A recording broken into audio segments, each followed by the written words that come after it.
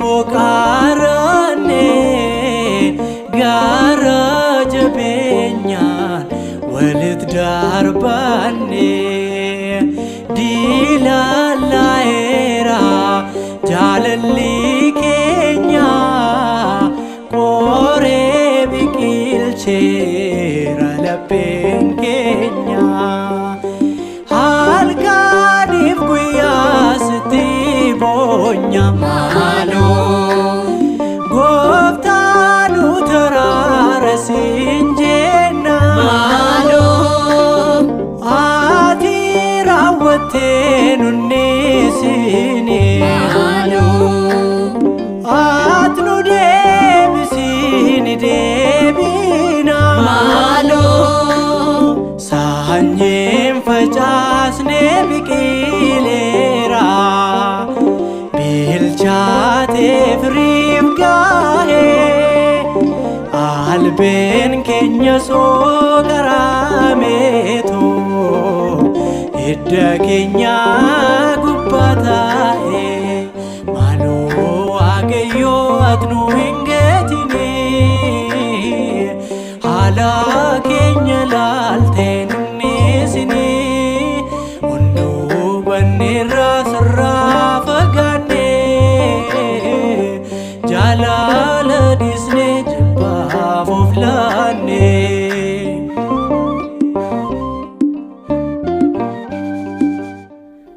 laagaaf qomooni hunduu wal qoonne gaara diinummaa waliif horaanne ofittummaanoo dachee dhuunfaatee haadha ilmaan deesse geraanii gubaate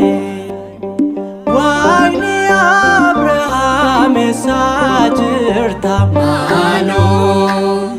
Daawit dubbadhumaaf caalista maaloo ilmaan kee gargar faffacaate maaloo galaanni jibbaanu hin nyaate maaloo akkasitti deemnee sageenya daandiin keenya ni dheerata waldaa darbataa karaa deemne lakkii bineensi nu nyaata maaloo waaqayyoo ati nu hin geetini haala keenya laaltee nunni sini hunduu banneerraa sirraa fagaanne jaalala dhiisnee jibbaaf of laanne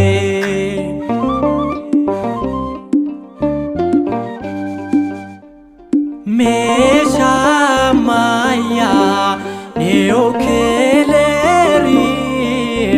boombii fi taankii snaayiperii waliif oomishne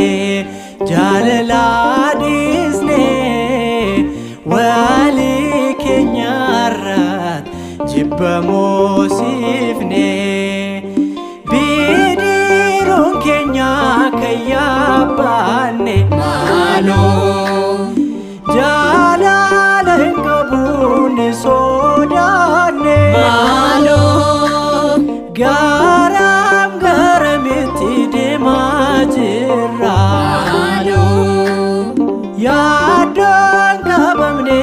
dhiphanneerra maaloo hirree keessa miirraa nuuf kaasi yoos maalee falaa hin qabnu ati jallisnaan tasuu maalee nutoo nagaa hin argannu maaloo waaqayyoo ati nu hin geetini haala keenya laaltee nunni sini hunduu banneerraa sirraa fagaanne